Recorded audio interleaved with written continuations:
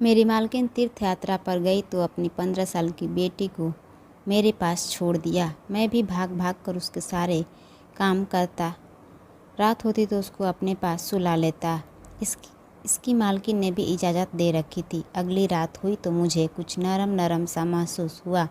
मैं घबरा कर उठा तो मेरे होश उड़ गए। मालकिन की बेटी उसी रात मालकिन तीर्थ यात्रा पर जा रही थी, इसलिए सुबह से मेरी जान आफत में आई हुई थी। बार बार मुझसे कहती, रोहित मेरा पूरा घर तेरे हवाले है। जितना भरोसा मैं तुझ पर कर सकती हूँ घर की किसी और नौकर पर मुझे नहीं है। मेरा नाम रोहित है। मेरी उम्र 24 साल थी, लेकिन मैं 12 साल की उम्र से मालकिन के घर काम कर रहा था, इसलिए जितना भरोसा वह मुझ पर करती थी किसी पर नहीं करती थी। इसलिए वह मुझे हर बात बता रही थी। कहने लगी, देखो रोहित, अपनी बेटी अंजलि को मैं घर ही छोड़ कर जा रही हूँ, उसका बहुत ख्याल रखना। तुम्हें पता है ना, इसे नींद में चलने की आदत है। मैं सर हिलाने लगा कि मालकिन मुझे मालूम है। हालांकि मुझे क्या मालूम, वह तो अपने कमरे में ही सोती थी। उम्र में 15 साल की थी, लेकिन थी जरा बावली किस्म की, बेवकूफ़ और लाडली। मालकिन की इकलौती बेटी थी, इसलिए उसे लाड प्यार से रखा हुआ था। अभी तक गुड़ियों से खेलती थी। मैंने कहा कि मालकिन, मैं इसका ख्याल रखूँगा, लेकिन इसके बाद जो बात मालकिन ने मुझसे की, मैं तो हैरान हो गया। वह कैसे मुझसे यह बात कर सकती थी। कहने लगी, रात को तुम मेरी अंजलि के पास ही सोओगे, उसके कमरों में रहोगे। यह बात सुनकर तो मेरी पूरी आंखें हैरत से फल गई थी। मेरा तो दिमाग ही सुनकर घूमने लगा था। मैंने कहा, मालकिन, मैं कैसे छोटी बेबी के कमरे में सो सकता हूँ? आप सोच कर तो बात करें, यह ठीक नहीं है। वह कहने लगी, रोहित, मुझे कुछ नहीं सुनना। मैंने जो कह दिया सो बस कह दिया। तुम अंजलि के कमरों में ही रहोगे और वहीं सोओगे। मुझे मालकिन की यह बात किसी तौर पर सही नहीं लग रही थी, लेकिन बहरहाल मैं उन्हें बार बार इनकार नहीं कर सकता था। लेकिन मैं दिल में यह पक्का इरादा कर चुका था कि मैं अंजलि के कमरे में नहीं सोऊंगा। मेरी मालकिन एक विधवा औरत थी, लेकिन थी बहुत अमीर मालिक की। बहुत सारी ज़मीन जायदाद थी, जहाँ से उन्हें खूब पैसा आता था, और एक ही बेटी थी जिसे उन्होंने लाड प्यार से पाला। जब मैं मालकिन के घर काम करने के लिए आया था तो उस वक्त मालिक जिंदा थे। उन्होंने तो मालकिन को फूलों से हल्का कर रखा था, बहुत प्यार करते थे। वह मालकिन से लव मैरिज थी। उसकी दोनों एक साथ बहुत खुश थे। अंजलि की पैदा होने से चंद महीने पहले मालिक का कार हादसे में देहांत हो गया। मालकिन सदमे से ही दीवानों जैसी बातें करने लगी थी। कभी कहती, वो अभी आ जाएंगे, मुझे छोड़कर यूँ नहीं जा सकते। मैं उस वक्त 10 साल का था, लेकिन मालकिन की हालत देखकर फुट फुट कर रोया था, क्योंकि उनका रवैया शुरू से ही मेरे साथ बहुत अच्छा था और मेरा भी बहुत बड़ा ख्याल रखती थी। इसलिए मुझे उनका दुख देखा नहीं जाता था। जब अंजलि पैदा हुई तो पहले तो मालकिन बहुत रोई थी, लेकिन मालिक को याद करके, लेकिन फिर उनका दिल अंजलि के साथ लग गया। मालकिन के माँ बाप ने बहुत चाहा कि मालकिन दूसरी शादी कर ले, लेकिन उन्होंने साफ इनकार कर दिया। कहने लगे कि नहीं, मुझे अपने पति से बहुत मोहब्बत थी और अब मैंने अपनी सारी ज़िंदगी अपने पति के नाम पर गुजार दूंगी। फिर वही किया। पूरा घर उन्होंने संभाल लिया था। 14 साल का वक्त गुजर गया था। मालकिन का सबसे ज़्यादा वफादार और भरोसा करने वाला नौकर मैं था। कारोबार की देखरेख मालकिन ने मेरे हवाले कर रखी थी, लेकिन मैं भी नमक का हिसाब चुकाया था। एक एक पाई का हिसाब मालकिन को देता था। इस साल हमारी मालकिन के माँ बाप तीर्थ यात्रा पर जा रहे थे, इसलिए मालकिन ने कहा कि मैं भी तीर्थ यात्रा पर जाना चाहती हूँ। यह सुनकर पहले तो अंजलि ने हंगामा खड़ा कर दिया कि वह अकेले नहीं रहेगी, लेकिन उसके फाइनल पेपर थे, इसलिए मालकिन कहने लगी कि मैं तुम्हारी पढ़ाई को ख़राब नहीं कर सकती, इसलिए तुम अगली बार मेरे साथ चले जाना। बड़ी मुश्किल से वो मानी थी, लेकिन जो कुछ मालकिन मुझसे कह रही थी वह बात मुझे सही नहीं लग रही थी, और मालकिन मुझे सब कुछ समझा बुझा कर तीर्थ यात्रा पर चली गई। और उनके जाते ही मैंने सोफे पर बैठकर सुकून का लंबा गहरा सांस लिया।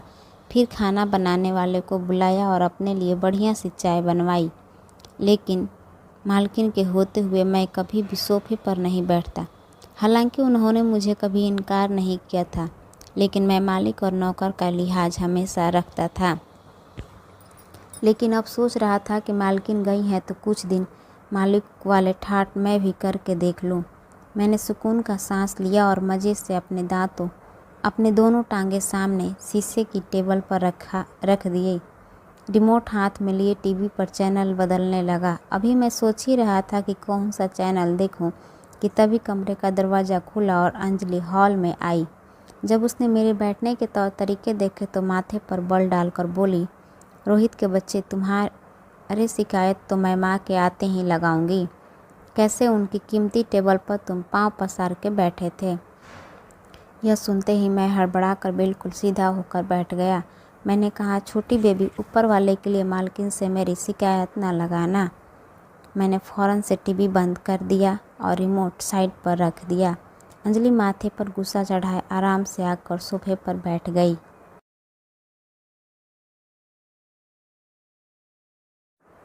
और रिमोट भी अपने हाथ में पकड़ लिया। कहने लगी, माँ घर पर नहीं है तो इसका मतलब यह न समझना कि तुम लोगों को मैं सर पर चढ़ाऊँगी।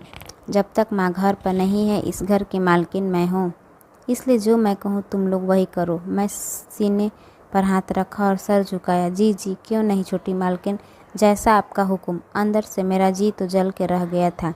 मेरी कभी भी मालकिन की बेटी से 1 मिनट भी नहीं बनती थी। हर वक्त बचकाना हरकतें करती रहती थी और मैं उसकी हरकतों से परेशान हो जाता था।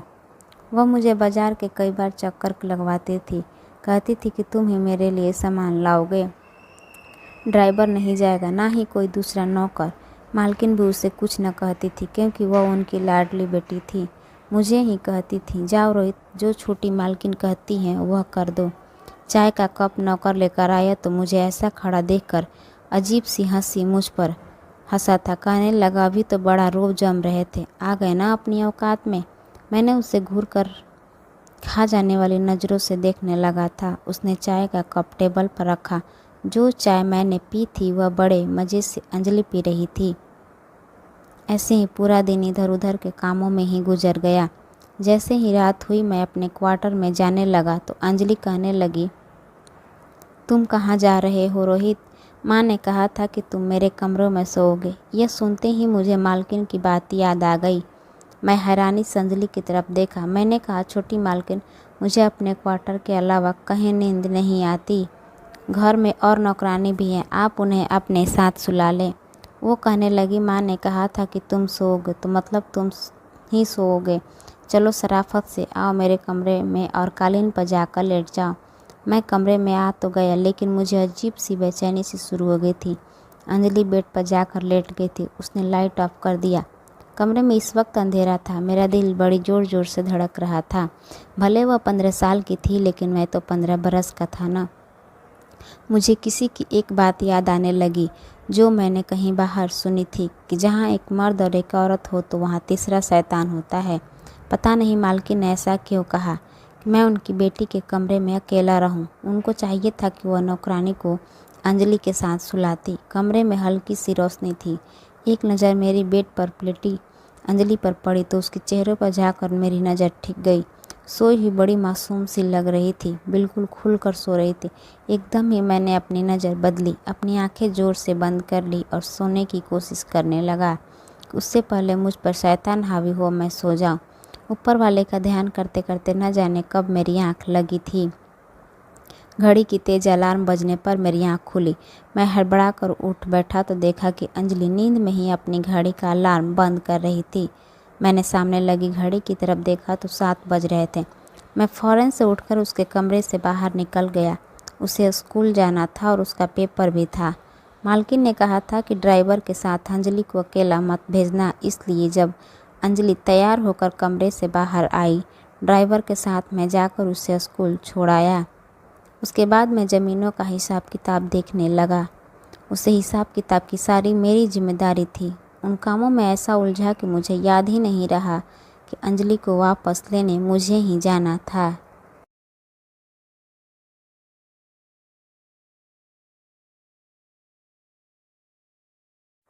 जब तक मैं न जाता ड्राइवर भी अंजलि को स्कूल से लेने नहीं जाता और यह मालकिन का हुक्म था। मैं अपने काम में ऐसा लगा हुआ था कि मेरे दिमाग से यह बात निकल चुकी थी। 12 बजे अंजलि की छुट्टी होनी थी और मुझे 2 बज चुका था जब मेरे फ़ोन पर बेल बजने लगी और जब मैं नंबर देखा तो मालकिन का था। मैं जल्दी से फ़ोन उठाया तो मालकिन मुझ पर भड़क उठी, कहने लगी, मुझे अंजलि की कॉल आई थी, वह अभी तक स्कूल में ही तुम है, तुम उसे लेने क्यों नहीं गए? यह सुना था कि मेरा दिमाग घूम गया। मैं तो बिल्कुल भूल चुका था। मैंने कहा, मार्केट में ज़मीनों का हिसाब किताब में लगा हुआ था। मालकिन कहने लगी, जाओ जाकर उसे ले आओ। मैंने सारे खाते बंद कर किए और घर से निकला। सामने ड्राइवर को मैंने गुस्से वाली नज़रों से देखा था। मैंने कहा, तुम मुझे बता नहीं सकते थे कि छोटी मालकिन की छुट्टी हो गई है? वह कहने लगा, मैं क्यों बताऊं? मालकिन तो तुम्हें सब नौकर का सरदार बना कर गई हैं। उन बातों का तुम खुद ख्याल रखो। ड्राइवर की बातों ने तो मुझे गुस्सा दिला दिया। मालकिन क्या गई थी, सारे नौकर सर पर चढ़ गए थे, वरना उनके सामने तो सर झुकाए रखते थे। बहरहाल मैं जल्दी से ड्राइवर के साथ बैठा और जब स्कूल पहुंचा तो पूरा स्कूल खाली हो चुका था। सिर्फ अंजलि ही स्कूल में थी। यहाँ पर चौकीदार मुझे देखकर बोला, इतना लेट क्यों? गुस्से से लाल पीली होती हुई गाड़ी में बैठ गई। जितनी देर मैं घर नहीं पहुँचा वह मुझे बस बातें ही सुनाती रही। कहने लगी, माँ को आने दो, तुम्हारे कान न खिंचवाई तो फिर मुझसे कहना। मेरा कसूर था, इसलिए मैं चुपचाप उसकी सारी बातें सुनता रहा। घर पहुंचा तो खाना बनाने वाले ने ही खाना तैयार नहीं किया हुआ था। नौकरानी ने भी घर की साफ सफाई ठीक से नहीं की थी। वह बस अपनी बातों में बिजी थी। यह देखकर तो मेरा सर चकराने लगा। मालकिन के बगैर तो पूरा घर ही अस्त व्यस्त हो गया था। मैं उन्हें कुछ कहता तो सब कहते कि तुम भी हमारी तरह नौकर हो, ज़्यादा हमारे सर पर सवार मत हो। मैं तो मालकिन के बिना बौखला कर रह गया था। मैंने नौकरानी से ठीक से सफाई करने को कहा। अपनी निगरानी में पूरे घर को साफ सुथरा करवा दिया। रात को मैं थक चुका था। जब मैं अंजलि के कमरे में गया तो वह तेज़ आवाज़ में अपना स्कूल याद कर रही थी। मैं हॉल में सोफे पर जाकर सो गया क्योंकि दिन भर का थका हुआ था। रात को मुझे लगा जैसे हॉल में कोई और मौजूद है। किसी के कदमों की छाप मुझे सुनाई दी। मैंने आंखें खोलकर देखा तो मुझे लगा जैसे कोई आदमी अंजलि के कमरे के बाहर खड़ा हो और कमरे की खिड़की से अंदर झांकने की कोशिश कर रहा हो। मैं तेज़ आवाज़ से कहा, कौन है वहाँ? तो फ़ौरन से कोई किचन की तरफ भागता हुआ चला गया। मैं एकदम उठा किचन की तरफ भागा, लेकिन वहाँ किचन बिल्कुल खाली नज़र आ रही थी। मैंने लाइट चलाई, वहाँ कोई नहीं था। एक दरवाज़ा किचन का बाहर की तरफ भी खुलता था। जब मैं वहाँ देखा तो उसकी कुंडी खुली हुई थी। जब मैं वहीं से बाहर निकला, बाहर भी सन्नाटा था। मैं किचन के दरवाजे को अंदर की तरफ से कुंडी लगा दी और वापस हॉल में आकर लेट गया। यह सोचने लगा कि कौन आदमी था जो रात के इस वक्त अंदर आया था। न जाने मुझे क्या सूझा। मैं अंजलि के कमरे में चला गया। वे बेड पर सोई हुई थी। मैं जाकर कालीन पर लेट गया। रात को जैसे ही कुत्ते के भौंकने की आवाज़ आने लगी तो अंजलि शायद नींद में डर रही थी। कहने लगी कि मुझे डर लग रहा है, यह कुत्ते मुझे खा जाएंगे। माँ, मेरा हाथ पकड़ लो। वह बेड पर अपना हाथ मार रही थी। नींद में शायद मालकिन को ढूंढ रही थी। मुझे समझ नहीं आ रहा था कि ऐसे मौका पर मुझे क्या करना चाहिए। मैं अपने बिस्तर से उठा और अपना हाथ अंजलि के हाथ में दे दिया। मेरा हाथ पकड़कर फिर से गहरी नींद में सो गई थी। काफ़ी देर मैं खड़ा इंतज़ार करता रहा कि वह कब गहरी नींद में जाए और मैं अपना हाथ उससे छुड़ाऊं। जब वह गहरी नींद में सो गई तो मैंने धीरे से अपना हाथ उसके हाथ से अलग किया और दोबारा कालीन पर जाकर लेट गया। उसके बाद मैं अंजलि की कमरे में ही सोने लगा था। एक नौकर ने दूध की खीर बनाई तो कहने लगा कि तुम भी खा लो, बड़ी सुकून की नींद आएगी। मैंने भी खीर खा ली और रात को अंजलि के कमरे में चला गया। उस रात वाकई मुझे बड़ी गहरी नींद आई और मैं जो सोया था सुबह ही मेरी आँख खुली। जब मैंने देखा तो बेड खाली था। उस वक्त सुबह के 6 बजे थे। उस वक्त तो अंजलि नहीं जागती थी और वैसे भी आज रविवार का दिन था, छुट्टी थी। मैं कमरे से बाहर आया तो अंजलि वहाँ पर भी नहीं थी। मैंने उसे पूरे घर में देखा, मुझे कहीं नज़र नहीं आई। मेरा दिल तो धक सा रह गया था। मैं तमाम लोगों को शोर मचा के जगा दिया। सभी उसे ढूंढने लगे, लेकिन वह पूरे घर में कहीं नहीं थी। मेरा तो वह हाल था कि काटो तो खून न निकले। मेरा रंग पीला पड़ चुका था। मालकिन उसे मेरे भरोसे पर छोड़कर गई थी। मैं कैसे रात को गहरी नींद में सो गया था। मुझे पता चला कि खाना बनाने वाले बावर्ची भी वहाँ से गायब थे। फिर मेरे ख्याल में आने लगा कि कुछ दिन पहले मैंने एक आदमी को अंजलि के कमरे से बाहर देखा था। वो भागते हुए किचन में गया था, इसलिए शायद वह बावर्ची ही था। मैंने फ़ौरन से मालकिन को फ़ोन किया और सारी बात उनके कानों में डाल दी। मैं उसका पता सब जानता था। मालकिन ने कहा कि तुम बावर्ची के घर पहुंचो, उसका पीछा करो, मैं पुलिस को फ़ोन कर देती हूँ। मैं भागकर बावर्ची के घर गया तो मालूम हुआ कि उसके बीवी बच्चे कहने लगे वे तो घर पर आया ही नहीं। फिर मुझे मोहल्ले वालों से पता चला कि सुबह सुबह बावर्ची अंजलि के मुंह पर हाथ रखकर उसे एक गाड़ी में बैठा कर कहीं ले जा रहा था। उस वक्त पुलिस भी हमारे बंगले के करीब आ चुकी थी। सारी छानबीन के बाद बंगले के बाहर लगे कैमरे की मदद से हमें गाड़ी का नंबर मिला और साफ उसमें नज़र आ रहा था कि बावर्ची अंजलि के ऊपर हाथ रखकर ज़बरदस्ती उसे गाड़ी में बैठा रहा था। गाड़ी का नंबर ट्रेस हो चुका था। मैं भी पुलिस वालों के साथ गया था। जैसे ही गाड़ी तक पहुँचे वह सुनसान जगह पर खड़ी थी। मुझे याद आने लगा कि एक बार बावर्ची मुझे ऐसी जगह पर लाया था जहाँ उसके कुछ दोस्त रहते हैं। मैं भागता हुआ उस तरफ जाने लगा जहाँ उसके दोस्त का घर था। पुलिस बाद में पहुंची, लेकिन मैं उस घर में पहले पहुंच चुका था। मैंने दरवाजे पर जोरदार लात मारी, दरवाज़ा खुल गया। सामने वह बावर्ची और दो मर्द जब मौजूद थे। उन्होंने अंजलि को एक रस्सी से बांधकर एक कुर्सी में रखा है। वह बहुत रो रही थी। यह देखकर तो मेरा खून खौल उठा। मैंने आओ देखा न ताओ तीनों को पिटाई शुरू कर दी। इतनी देर में पुलिस वहाँ रोते हुए